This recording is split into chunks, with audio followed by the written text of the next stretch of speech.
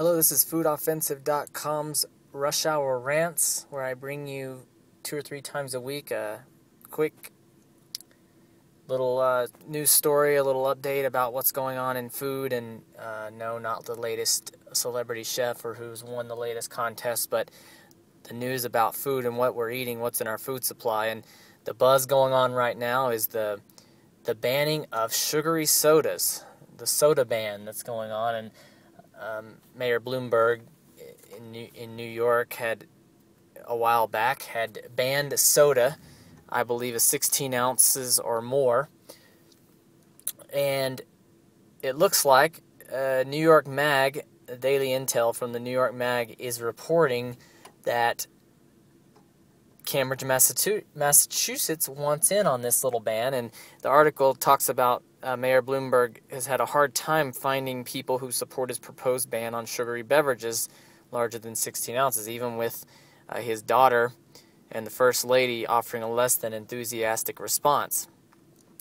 Yet the mayor of one city saw the public outcry and constant gibes from late-night comedians and said, "I want in."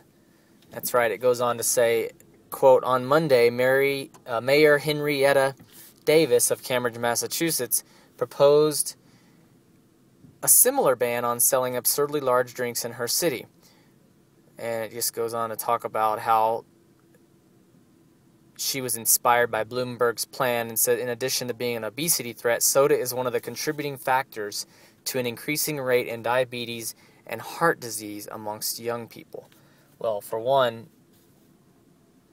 we have no control anymore in this country, so we can't, that's part of the problem. And for another, I just finished a series of special reports on high fructose corn syrup, and I really pointed out the fact that you can't tell me that that's not one of the biggest causes of that, despite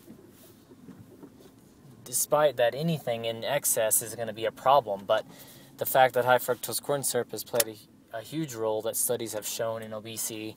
So how about we ban high fructose corn syrup instead of just sodas? If you're gonna allow government to just run amok and control what goes into our own bodies, meanwhile they're allowing GMOs and everything else under the sun to be put into our food that's not even remotely safer or anywhere near as safe as just sugary sodas. I mean, if you're going to ban sodas, let's just go the full route, and let's be well-rounded and fair here, and look into some of these other things that I've covered in my special reports. GMOs is a huge one, but I forget we can't do that because you've got the big lobby, Monsanto and others in there, and pretty much telling our politicians what they're going to be doing.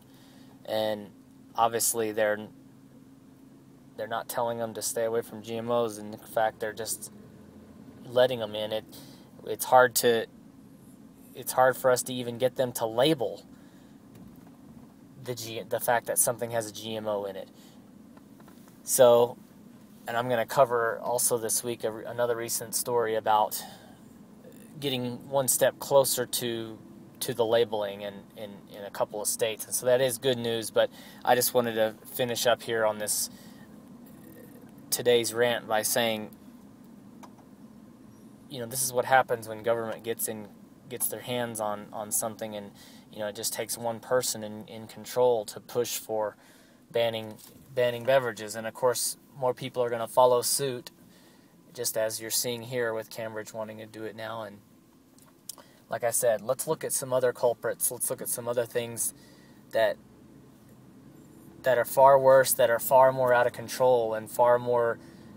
I can control whether listen to this, I can control whether I drink soda or not, and I choose not to do it. But what about GMOs? I can't sometimes control what I'm going to eat, whether it's going to have GMO or not. I don't know. I don't care if I pay top dollar for something that I know has the USDA stamp and that seems safe. How do I know that crop wasn't contaminated with GMOs to the neighbor next door, the farmer next door to that natural grower? So I can control my soda intake. So you don't have to ban me from drinking soda. But this is also coming from a state or a city that has banned guns and yet has one of the highest crime rates in the nation. So I'm going to end there. This has been FoodOffensive.com's Rush Hour Rants. Until next time, thank you for listening.